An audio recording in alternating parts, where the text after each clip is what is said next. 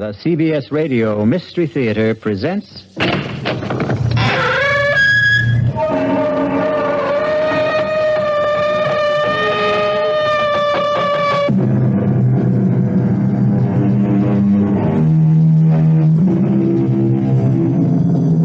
Come in. Welcome. I'm E.G. Marshall.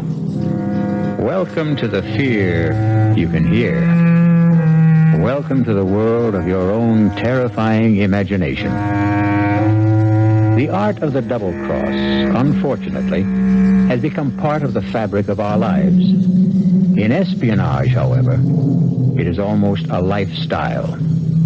In the world of spies, for the left hand ever to know what the right is doing is unthinkable. For the next hour, imagine that you are Larry Fielding, a 32-year-old newspaper man caught in a dizzying web of circumstances seemingly beyond his control. Larry, please change your mind and come with me. Not until you tell me who you are and why you sneaked into my hotel room. You're a fool, Larry.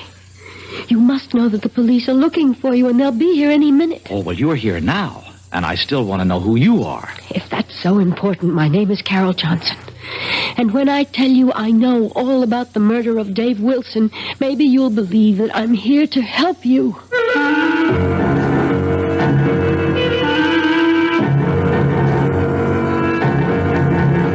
Our mystery drama, The Lady Was a Tiger, written especially for the Mystery Theater by Murray Burnett, stars William Redfield. It is sponsored in part by Anheuser-Busch Incorporated, brewers of Budweiser, and by the Kellogg Company, makers of Kellogg's Special K cereal.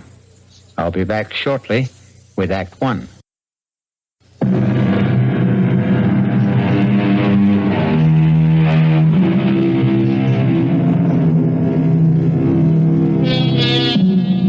Walking is great exercise, and with good weather can also be great fun.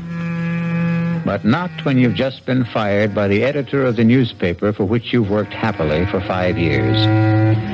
Larry Fielding has been walking aimlessly for 2 hours, trying to figure out why Horace Finley, the editor and his boss, had refused to give him any reason for his dismissal. Tormented by his frustrating thoughts and tired, Larry sits down on a park bench to think. He is so deep in thought, he is unaware of 3 men who suddenly surround him. Larry has only to look at them to know that he is in trouble. He tries to get up, but is pushed back down, and the men start to beat him up. No, take my money and leave me alone, will you? Look, if you want money, I told you can have it. Help!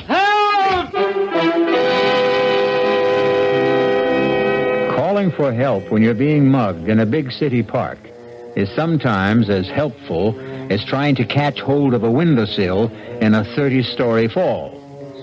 But this time, there was a miracle. A stranger has seen the attack and rushes to help. Hang in there, man! Here comes... That's a nice jaw you have there, fella. You need a lesson of chicken. Oh, that took care of them. They're gone. Oh, thanks. Let me help you up. Thanks, mister. Thanks a lot. I tell you, I was in real trouble. My pleasure. Did they get your wallet? Oh, no, No. I got a lot of bruises, but they didn't get a thing. Say, you're a pretty good scrapper for a guy my age. Well, yeah. Hey, what are you, a karate expert? Oh, just keep myself in shape. You sure do. Listen, can I do something for you to show you I really meant thanks? You certainly can. How about coffee? Oh, sure, but that's nothing. What I meant was... I know what you meant. My name's Dave Wilson. Oh, good. I'm Larry Fielding. Oh, come on, Larry. Let's have a cup of coffee.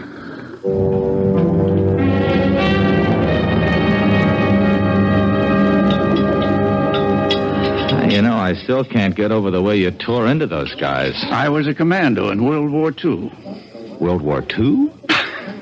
Did you think I was in the Civil War? No, I didn't mean that. It's just... Well, to a young fellow like you, World War II might as well have been in the last century. was only 30-some-odd years ago, you know. Oh, I know. After all, I was in the newspaper business. Yeah, that's tough what you told me about losing your job. What are you going to do? Oh, I don't know. Look around for another one. What bothers me is the way my editor let me go. No explanations. You know, we were friends. You'd think he'd at least tell me why he fired me. Those things happen. Stop torturing yourself and begin making plans. No, not until I get this thing straightened out in my own mind. I think I'll call my editor at home tonight and... I've got a better idea. Go out and get drunk, huh? Nope. How about a trip to Paris? Are you putting me on? I'm serious. Well, what are you? A scout for contestants for some kind of TV quiz show?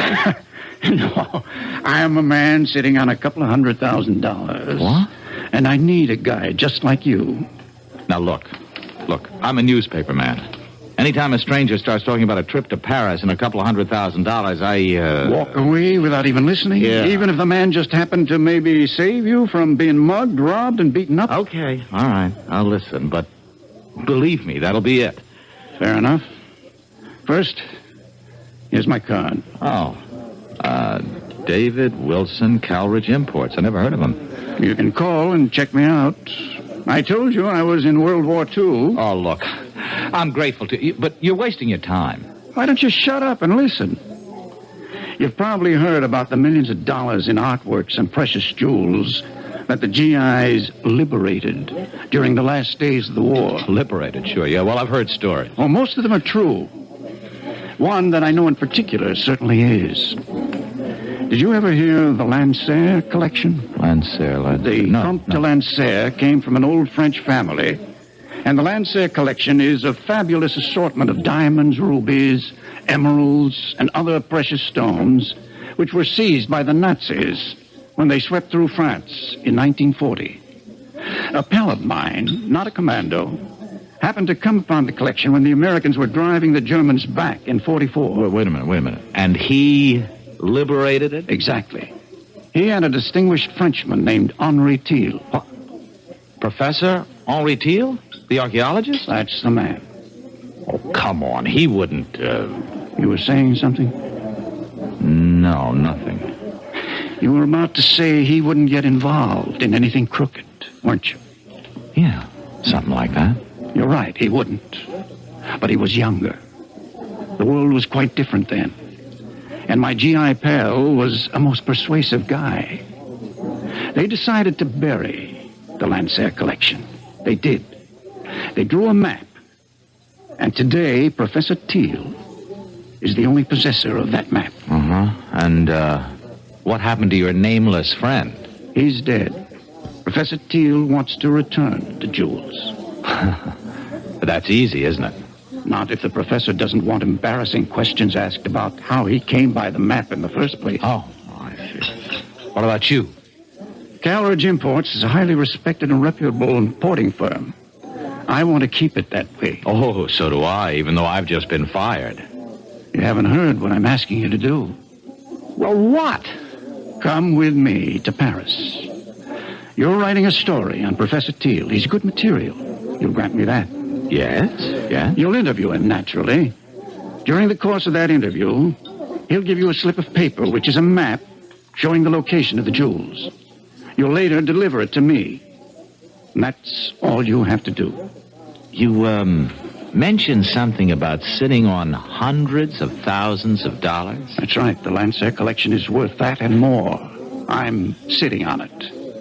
I intend to return the jewels and collect a reward. If you want to share in that, you deserve it. Mrs. Wilson, the report is positive. Fielding has agreed to go to Paris with me. He bought the story about picking up a map showing the location of the Lancer collection. Operation successful.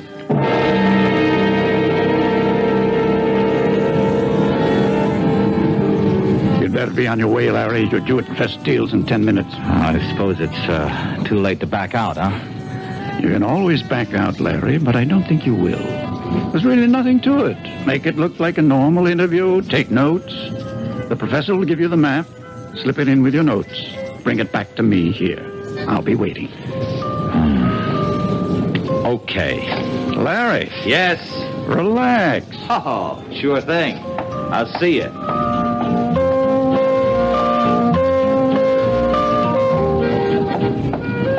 Would Monsieur mind if I join him? I wouldn't mind at all, but I don't think I'm what you're looking for. Oh, but Monsieur is exactly what I seek. Exactly. And just what is it you're seeking? To warn you that you are in grave danger.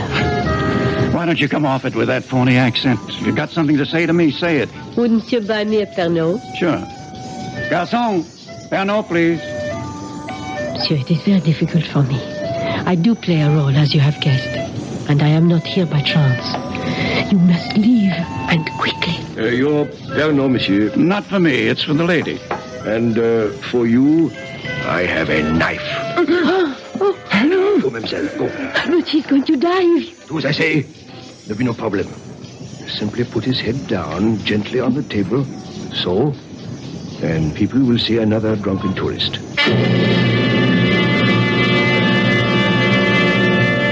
Your name is Larry Fielding. You're 28 years old, and you're feeling marvelous. You have just completed a fascinating interview with Professor Henry Teal, and you have the paper that you're going to hand over to your friend who's waiting at Les Deux Magots. You see him at the table where you left him.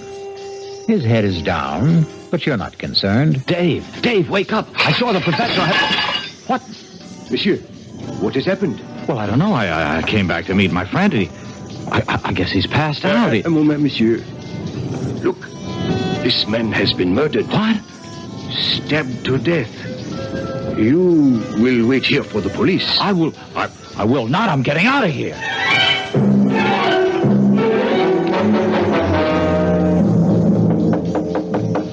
Who is there? It is I. Open up. What's the matter? What happened? The other American. The young one. He got away. You let him go? He panicked. Ran. Now what? He'll probably go back to his room at the Dauphin. You will check. But aren't the police looking for him? I hope so. I gave them a complete description. And what do I say to them if they find me in his room? Calm, a beautiful young lady like yourself. Get to him and find out where the paper is.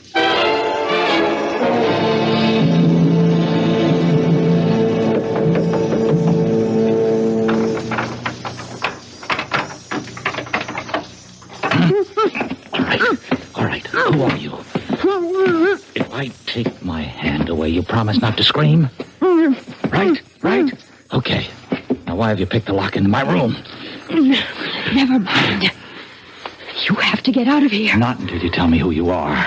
If that matters, my name is Carol Johnson. I've been sent here to help you. Oh, sure. I know about the murder of your friend. Wait a minute. Sent by whom? I'll answer your questions while we're on the way. On the way to where? Safety. I don't need to run. I didn't kill anybody. I'm not about to take off with a strange girl, particularly not one who's equipped with skeleton keys. Oh, suit yourself. Goodbye.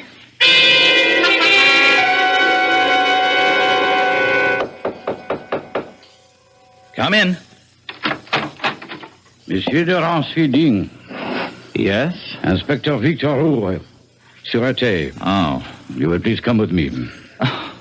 What for? Suspicion of murder of another American? Monsieur David Wilson. Inspector, listen. Why would I kill Dave? I've already told you I had an appointment to meet Dave at the cafe. He was waiting for me. Would I have walked up to a man I just killed and shake him so that he'd fall down, make a big scene? That is your explanation. There is nothing to support it. Well, there's nothing against it either. There is the word of Louis Goret. Who's he? The waiter who attended the table at which Monsieur Wilson and you sat. The only reason that you are not, as of this moment, charged with murder is because you did return. That much the waiter's testimony supports. Only he says that Monsieur Wilson might very well have been dead shortly after you returned, and that you had time to kill him. That's a lie. So you say. Oh, just check with Professor Teal. He'll tell you what time I arrived, what time I left. We have been trying, and there has been no answer. We may have him on the telephone now. Hello? Eh? So. Voilà bien. Merci. All right, well, what'd he say? That was not Professor Teal.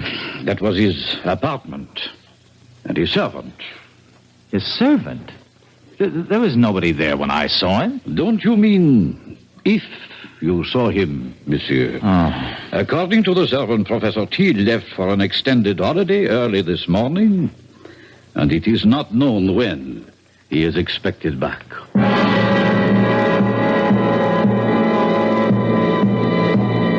Your name is Larry Fielding.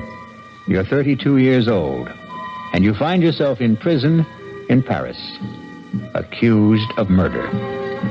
You know you've been had, and you're dealing with forces that seem beyond your control. You have a million questions, and the only man who could answer them is the man you're accused of killing. We'll be back shortly with Act Two.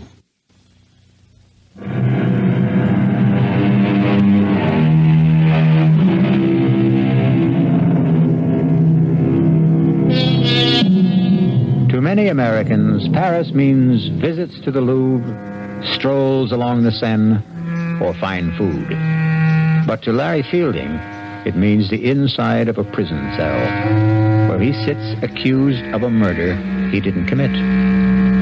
Fielding knows he's been caught up in something that involves more than the recovery of some stolen jewels. However, what he doesn't realize is that he's the key pawn in a deadly game, and the players are about to make some moves. Come. I don't think it's smart to have me come here so often. I would not have sent for you if it were not necessary. Do you still believe that Fielding knows nothing about the operation? I do. Then where's the document? Well, we don't know he ever had it, do we? We know he visited Thiel. We know that Wilson waited for him at Les Dumagots. We know he came back there. I think it is safe to assume that he was carrying the plans. And he didn't have it on him when he was arrested. Roger arranged to be there when Fielding was brought in and searched. He says there was nothing on him. But he wasn't picked up right away. Exactly. He eventually went back to his hotel room, as you know. I believe he has the paper and that he has somehow managed to hide it. Oh. It does us no good in prison. We shall have to arrange to have him released. And how do we do that? We don't. You do.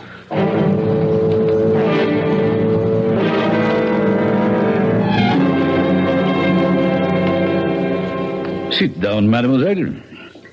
Your passport says Carol Johnson. That's right, Inspector. And I am told you are in my office because of the unfortunate incident in the Café Les Dumagots. Yes, Inspector. I just had to come here to tell you you have the wrong man. Ah? And how do you know that? I'm studying at the Sorbonne. I visit Les Dumagots all the time. I was sitting right there when that man was murdered. Formidable. You saw a man murdered and you did nothing. Oh, at the time I didn't know it was a murder. I just thought the man had too much to drink or was ill. But the reason I know that you've arrested the wrong man is that the murdered man was dead before this young American Fields Fielding. Yes, well, the man was dead before Fielding ever got to the table.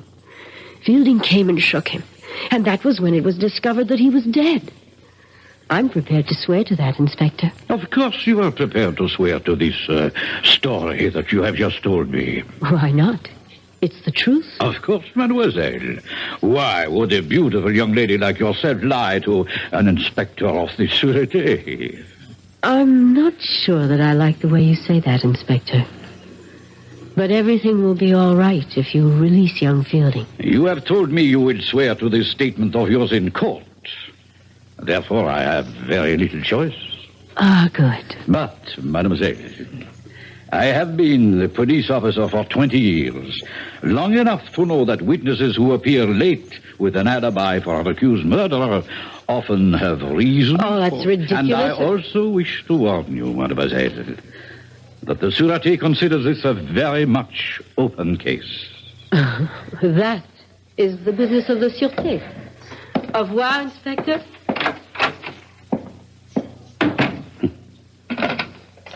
Gérard, you will follow the young lady who just left my office, and do not lose her.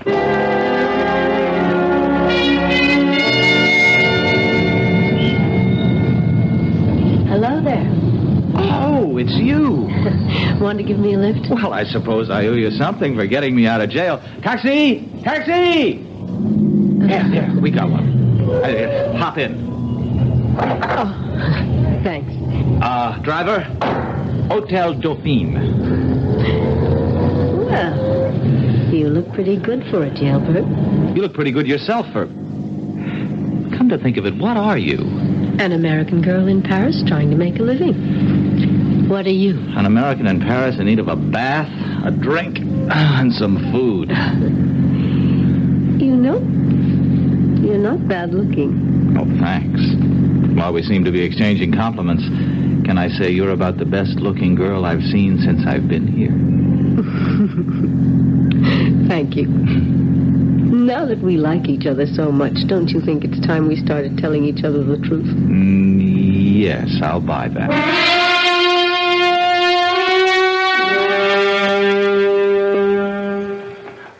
Écoutez-moi, operateur, well, never...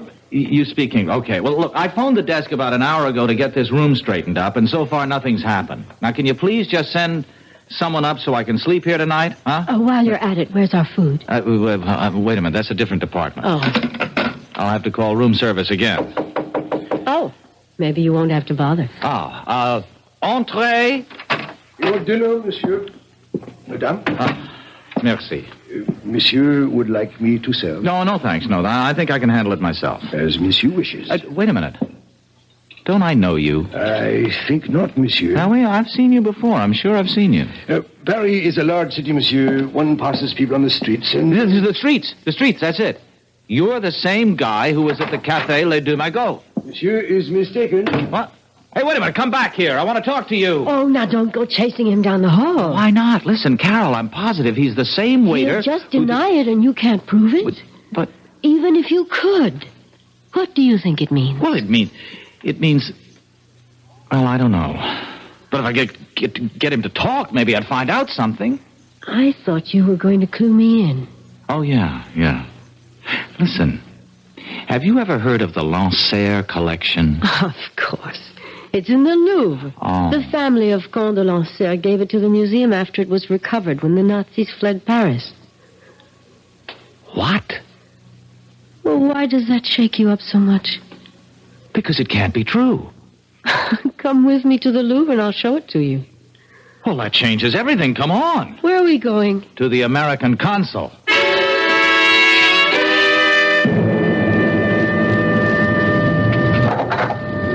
Well? Unbelievable. What? Simply unbelievable. Do you know what the consul told me? I predicted it, didn't I? Yeah, that's right. Mm-hmm. He didn't want to hear about it at all.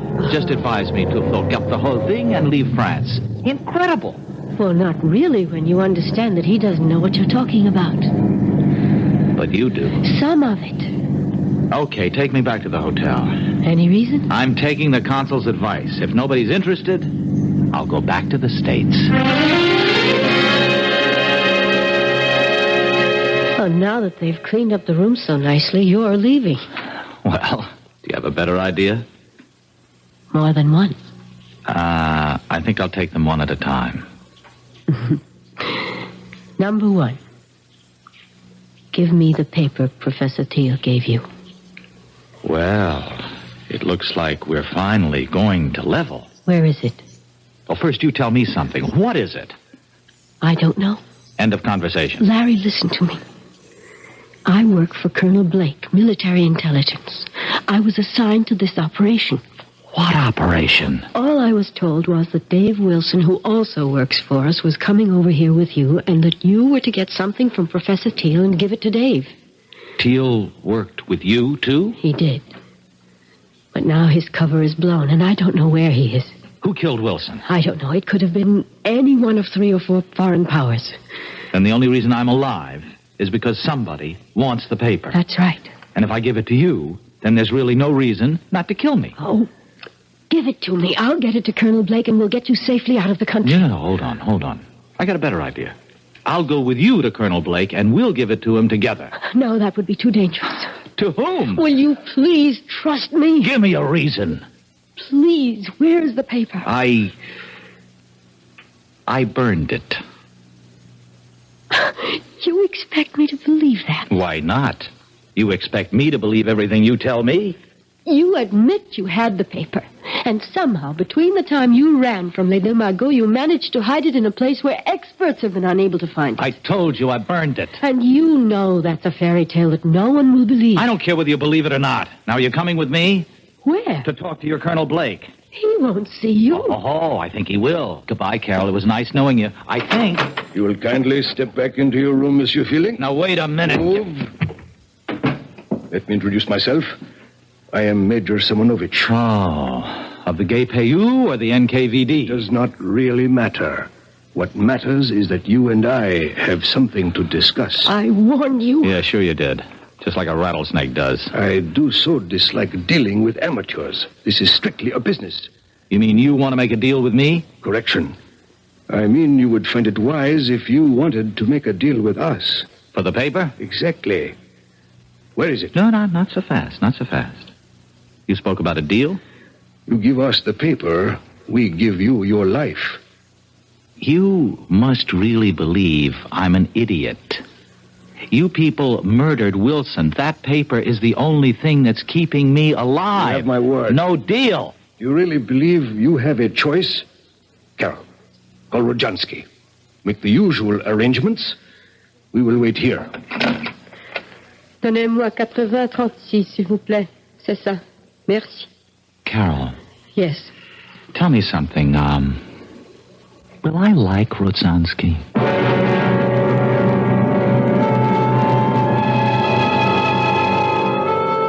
By this time, Larry Fielding realizes that he's been used. That he was never supposed to bring Dave Wilson a paper telling the location of the Lanceur jewel collection.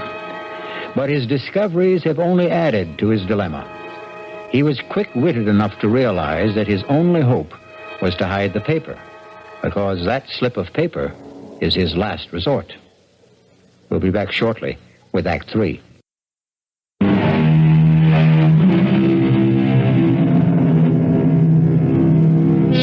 WBBM Chicago. Newspaperman Larry Fielding sits waiting in his Paris hotel room, closely guarded by 3 members of the Russian secret police and the beautiful American girl, Carol Johnson.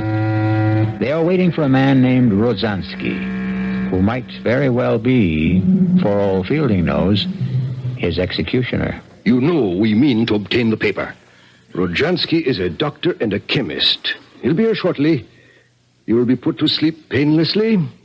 You'll be taken from here in an ambulance to a safe place, and there you will be injected with sodium pentothal, Fielding. You will tell us. Look, I don't suppose you'll tell me what's so important about this piece of paper?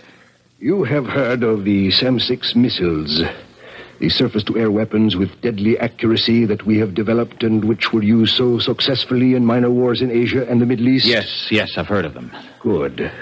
We learned that someone whose identity we still seek has invented a jamming device which would render the SAM-6 almost worthless.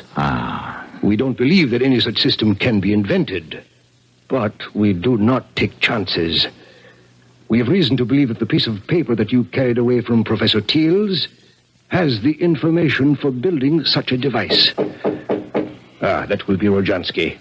Carol, admit him. Of course. Come in, Doctor. This is the patient. Now, look, I really don't think this is necessary. Injection will be easier if you don't force, young man. I don't intend to make... Hold him. Now, his arm. Hold it still. Good. You brought a stretcher? Of course. There. He'll be under in a moment, so we can leave.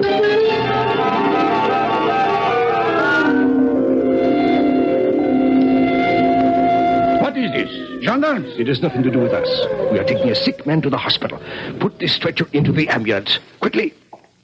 I must apologize, but we received a report from the hotel concierge that there was a dead man here. Absurd, Inspector.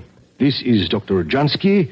The doctor will explain this to you, Inspector. This man became suddenly quite ill. I gave him a sedative to quiet him, and we're now taking him to the Lefebvre nursing home, as you can see by the ambulance. You say he is alive? Very much so. See for yourself.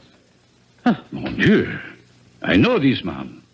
Inspector, he must receive medical attention. Of course. But I suggest that instead of taking him to the nursing home, he go instead to the police hospital. Well, that's ridiculous. He's my patient. I am afraid I must insist. This young man has most recently been released from jail, where we were holding him on a charge of murder. If he has been released, then Released, yes. But he has not been completely cleared, so... Laurent, Vivian, take this man to the police hospital.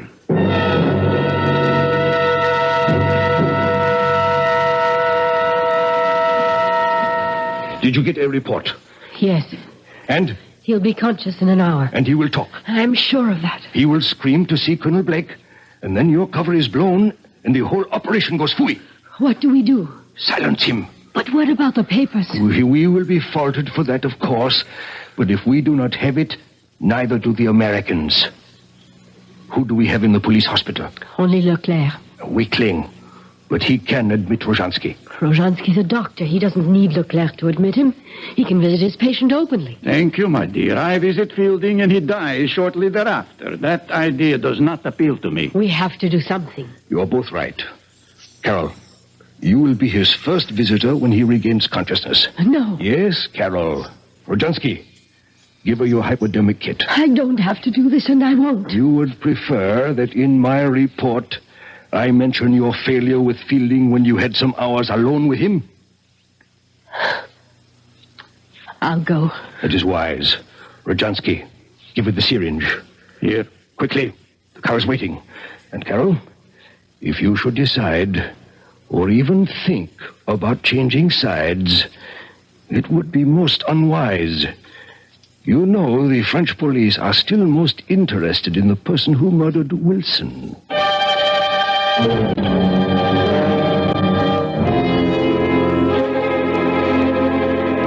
You awake now, Larry? Oh, no. Wake up and listen to me, Larry. What? You've got to listen. Try to understand me. Wait a minute. What kind of a place is this? You're safe. It's a police hospital. All right, but how did you get in here? Where's, Rozhansky? Look, I can understand how you feel and why you don't trust me, but the truth really is that I am a double agent. Oh. Do you understand what a double agent is? As near as I can figure out, a double agent is somebody working for two different sides, Yes. and neither side trusts them. Oh. You know, that fits you to a T.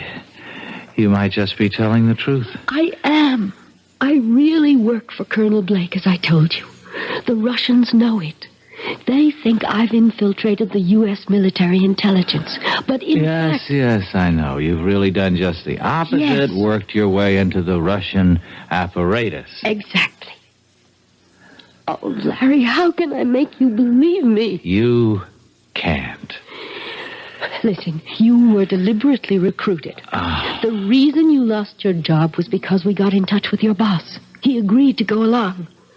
The men who jumped you were part of the setup so that Wilson could save you. Hey, now, wait a minute. But that doesn't prove a thing. You could have learned all that working for Blake and still be with the other side and... Oh, And wait, now, speaking of Wilson, how about getting him killed? I tried to warn him, but there wasn't enough time. It was either go along with that or blow my cover and endanger the whole operation.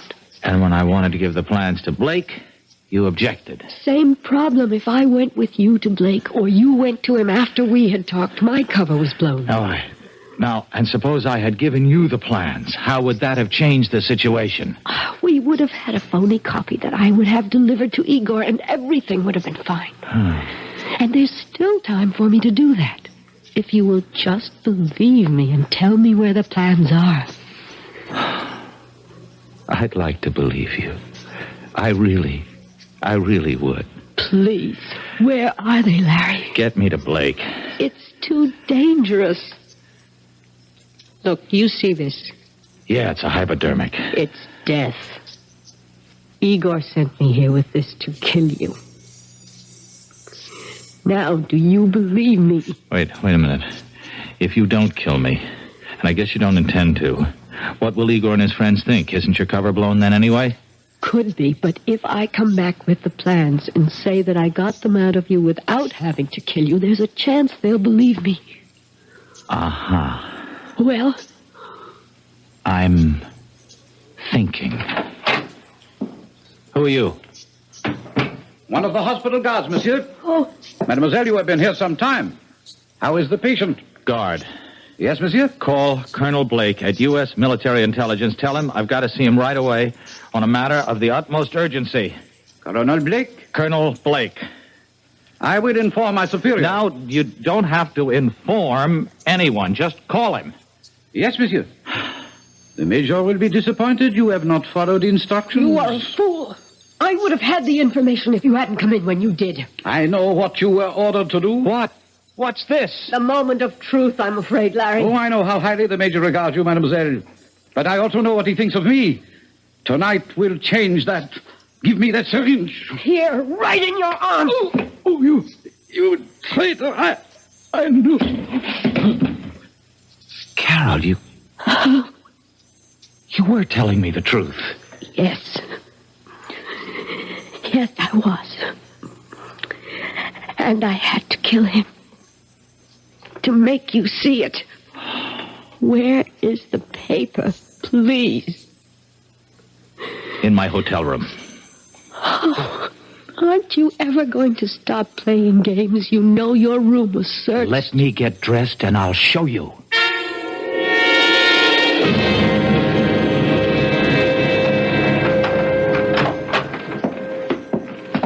If it's not here, there's going to be the devil to pay. Don't worry, it's here.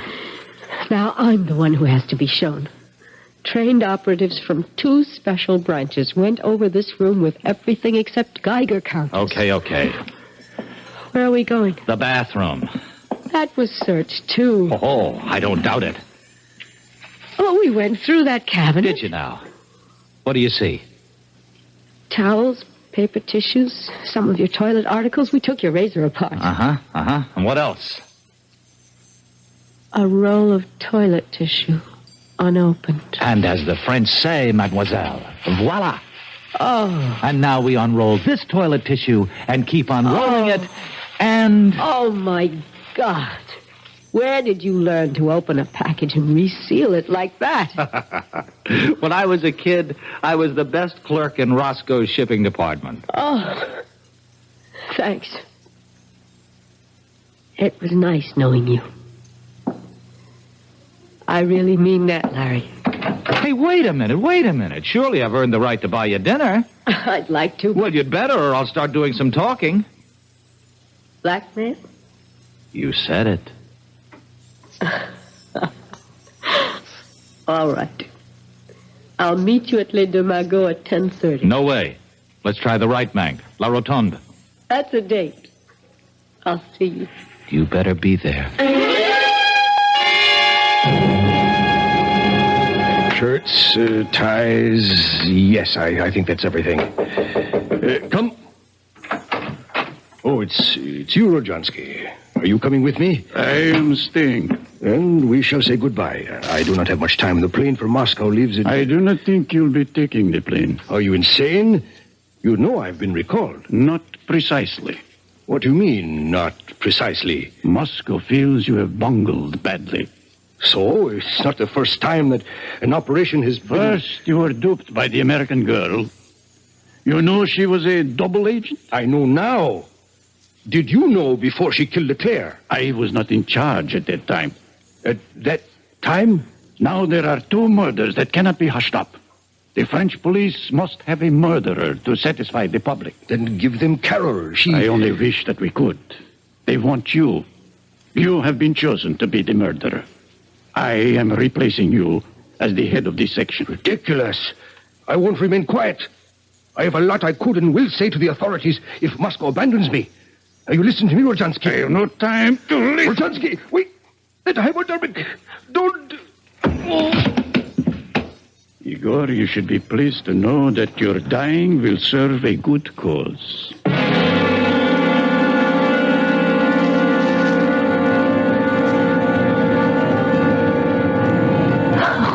sorry I'm late, but there were loose ends that had to be cleared up. Well, I thought maybe you decided against coming. Oh, After all, your job here is finished. well, yes. Sit down. Now that the Russians know you, there's nothing for you to do. It would be suicide to try to, huh? Oh, well, there are other things for me. Sure. Like getting married to a lovesick newspaper man, settling down, raising a family.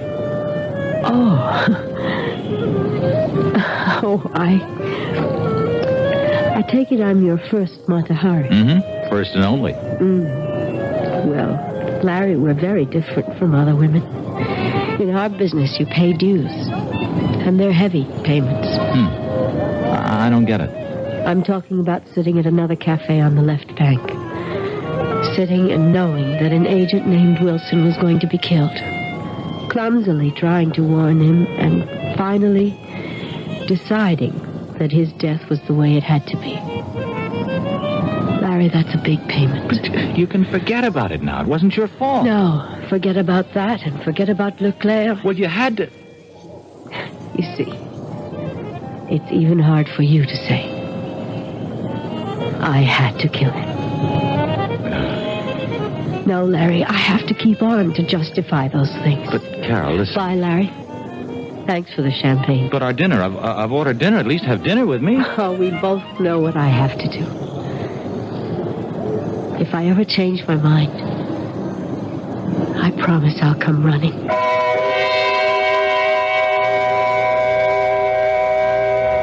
Larry Fielding sat in La Rotonde and watched her walk away.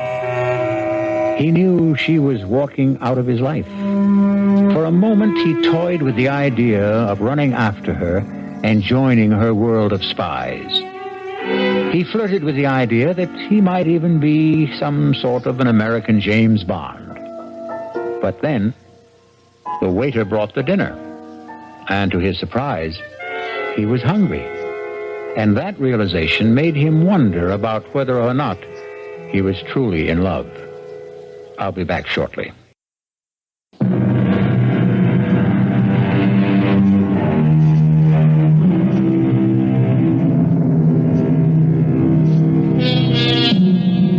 Back in New York, Larry Fielding returned to his old job. An old friend and boss, Horace Finley, who was curious about what had happened in Paris. Finley kept pressing Larry to tell him about his Parisian adventure. Finally, Larry said, "I'll tell you, Horace. In Paris, the food was good." Our cast included William Redfield, Joan Loring, Roger DeKoven, Ian Martin, and Chris Gampel. The entire production was under the direction of Hyman Brown. And now, a preview of our next tale. I really killed that boy, you know? What did you say? I killed him, Mr. Murray. I waited for him in the hallway the next day, and I grabbed him. He was a scrawny kid. It was like wringing the neck of a chicken. I'd do the same thing again, Mr. Murray, to the next guy who bothers my wife. They've got to learn. You lied to me. Every stinking word you told me was a lie. Don't be sore, Mr. Murray. I couldn't tell you the truth, could I? I mean, you wouldn't have taken the case, would you? Yes. I would have taken the case and told you to plead guilty with cause. No, I wanted you to get me off, and that's what you did. Look, I've got to go now, Mr. Murray. I just want to say thanks again. Oh, you think it's that simple? This is E.G. Marshall inviting you to return to our Radio Mystery Theater for another adventure in the macabre. Until next time, pleasant dreams.